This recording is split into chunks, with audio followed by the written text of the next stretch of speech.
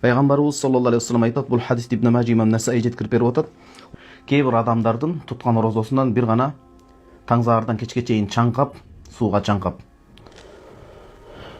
ачкы болгону гана калат деп атат. Ачкы болгону гана калат. Мындайча айтканда орозону бузуп, одону бузуп, адебине көңүл бурбаган себептен таңзаардын кечке чейин анын ачкы болгону гана жазылат дейт. Кээ бир түнү Рамазанда тарави намазы окулат эмеспи? Андан соң намаздары. Кээ бир адамдардын түнкү окуган тарави жана башка намаздарынан бир гана уйкудан калганы гана жазылып калат деп атат. Бул ошол адепке көңүл бурбагандыктан, орозодон жана таравиден олуттуу, өрнөктүү бир сабак албаган себептен. Имам Насаи, имам Тоброни айтып жеткирип атат, пайгамбарыбыз саллаллаху алейхи вассалам айткан, орозону бузуп коймоюнча, жыртып бузуп коймоюнча орозо калкан болот дейт. Орозо көзгө көрүнбөгөн нерсе, конкреттүү нерсе эмес, абстрактуу көзгө көрүнбөгөн маанавий нерсе. Пайгамбарыбыз саллаллаху алейхи вассалам ошол көзгө көрүнбөгөн орозону көзгө көрүнгөн калканга окшотуп, ошол калканды өзү сындырып салбаса эле орозо калкан болуп берет.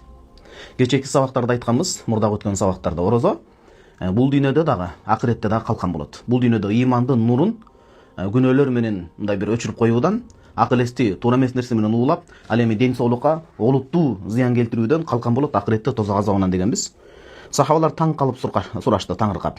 Кыйла ва бима яхрикуха я Расулаллах, Аллахтын элчиси, орозо калкандай болсо, ал калканды кантип бузуп талкалап коет, кыйратып десе, кала пайгамбарыбыз саллаллаху алейхи вассалам айтып атат, би казибин ау гиба, бирөөнү ушактап же жалган айтып. Караандай калп өтүрүк жалган сөздү айтып, же бирөөнүн аркасынан жамандап көзү жокто гыйбат кылып отуруп, мына ушул орозосунан кыйналыш гана табат, сооп табуунун ордуна дейт.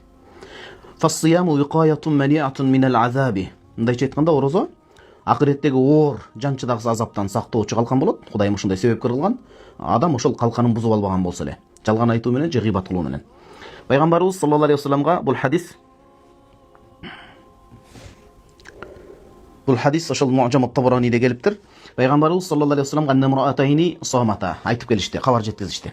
Эки аял заты орозо туткан экен. Пайгамбарыбыз саллаллаху алейхи вассаламдын доорунда, заманасында. Ва анна раджулан кала, бир адам келип жеткирип берип атат, Аллахтын элчиси. Иннаха хуна имраатайни кас самата. Мына ушул биз жакта бир эки аял таңзаардан туруп, саарлыгын кылып, ооздорун бекитип орозо кармашты эле. Ва иннахума кад кадата ан тамута минал аташ. Бирок башкаларыбыз бир калыпта кыйналбай жүрсөк, жанагы эки аял ушунчалык катуу чаңкаганынан, чөлдөп суусаганынан улам, ушунчалык өлүмгө аз эле калышты дейт, катуу чаңкагандан деди. Фа'арада ан, Муслиманын сөзүнө маани берген жок. Аусакат унчуккан жок.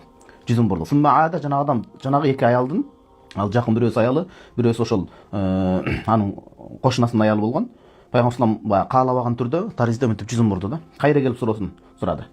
Суроотун сураганда пайгамбар саллаллаху алейхи вассалам айтты, ал эки аялды бияка чакырып кел кашыма деди. Кала фажаата. Жанагы эркек анан өзүнүн аялы, кошунасынын аялы келди. Кала фажиа би qadahин ау уссин. Мындайча айтканда, чоң бир илеген сыяктуу, баягындай чылап чындап коет, тепшедеп коет, ошондой чоң бир илегенди алып келгин деди. Тагыран алып кел деди. Факала саллаллаху алейхи вассалам, ошо замандагы нерсе, чоң бир идишти алып кел деди дагы көлөмдү. Экөөнүн бирөөсүн айтты, лихдахума қи, кел кускунуң ушуга деди. Ушул чоң идишке башыңды ылдый кылып кускунуң деди. Факат qayhan ва даман ва садидан ва лахман. Кан, ириң аралашкан, анан бөлтөк мындай бөлүкчөдөн турган эттерди кусту дейт. Хатта малат нисфал qadах, ошо чоң идиштин жарымына чейин толтуруп койду да, Кудай сактасын. Тума калли лихра, кийин экинчи айыл кылып кый, сен дагы бул курбуңа окшоп келип кускунуң деди. Факат мин qayhin ва дамин ва садин ва лахмин абиятин. Мындайча айтканда, жашаң, свежий деп коет го, жашаң.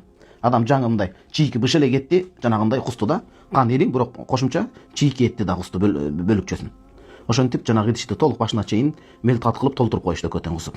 Пайгамбарыбыз саллаллаху алейхи вассалам айтты, инна хатайни самата амма ахаллаллаху лахума. Булар Аллах Таала адал кылган нерседен орозо тутту дейт. Адал кылган нерсе кечеки сабакта айтпадыкпы, тамак аш, суусундук. Бирок орозо учурунда ал нерсе орозо себептен адал болбой турат. Ушул тамак аштан орозо тутушту, бирок афтарата ала ма харрамаллаху алейхима. Алла арам кылган нерсе менен ооздорун бузуп алды дейт. Бул түбөлүк сабак болуш үчүн айтып атат. Бирөөнү ушактаса башкасы орозо бузулуп кетпейт. Хадистин сыртын майсын алып болгон соонан куржалак калат, эртеңки анын азабы жоопкерчилиги чоң деген сөз. Түшүнүңүздөр да, пайгамбарыбыз саллаллаху алейхи вассалам айтып атат, бул эки аял, жана чоң идиште толук кусуп койгон аял заттары, булар тамак аштан ооздорун тутканы менен, шариатка ылайык орозо тутканы менен, анын адебине көңүл бурбай бирөөнү ушактаган деп атат. Арам кылган нерседе ооздорун ачып алыптыр дегени мындай соонан куржалак калыптыр дейт. Жаласат ихдахума илал ухра, экөө бири-бирине келип баштарын кошту дагы, фажаалата таакулан мин лухумин нас, адамдарды чет-четинен ушактап баштады дейт. ошол кошуналардан баштап отуруп эч кимди сого калтырбай баардыгын ушактап, баардыгынын ар намысына тийип гыйбат кылышты. Ошол себептен мына Кусканган ошону деп пайгамбарыбыз саллаллаху алейхи вассаламга бир муъжиза катары, керемети катары ошол нерсени көрсөтүп берип атат да. Бул хадис Имам Ахмад муснадында, Имам Абу Дауд Таялиси сунанында алып келип атат. Имам Дайлами өзүнүн муснадында алып келет, пайгамбарыбыз саллаллаху алейхи вассалам айтат: "Ас-саиму фи ибадати ма лам ягдаб муслима ау юзихи." Орозо туткан адам орозосунун сообун Алланын убадасына ылайык жараткандан орозосунун сообун толук кандуу алат. Анткени былтыркы сабактарда да кенен токтолгонбуз. Ибн Раджаб Хамбали, Аллах разы болсун, Латаифул Маариф фи малил мавасими минал вазаиф китебинде ошол 4 мазхабты эскерип алган ичинде Ханафи мазхабынан хадистерди айтып отуруп, Алла Тааланын хадис кудси сөзүн айтат эмеспи? Жеткирип, орозо мен үчүн тутулат, менин ыраазычылыгым үчүн. Анын сообундагы эбегейсиз, чексиз, сансыз, түмөнсүз мен өзүм ыйгарып беремин сообун дейт. Бул жерде ошол маанилеш келип атат да, угулаш болот. Орозо туткан адам дейт пайгамбарыбыз саллаллаху алейхи вассалам айтат, ибадатта болгон болот. Алланын сообун чексиз, эбегейсиз тартуулап берет, ыйгарып. Бирок бир шарт, мәлем ягтап муслиман, бир мусулманга тили тийип, ага акарат келтирип, анын ар намысына шек туудуруп, гыйбат кылып ушактабаса, жага ыза жеткирбесе дейт. Орозодо эле ошол нерселерден тыйылып калат деген сөз жок. Жалпы жашоосунда мусулман адам бирөөгө зыян келтирбеген, тили менен дагы, колу буту менен дагы зыян келтирбеген, бирөөгө кедергисин тийгизбеген, сак саламатта куунак өмүр сүргөн мусулман адам болмокчу, пайдасы тийген.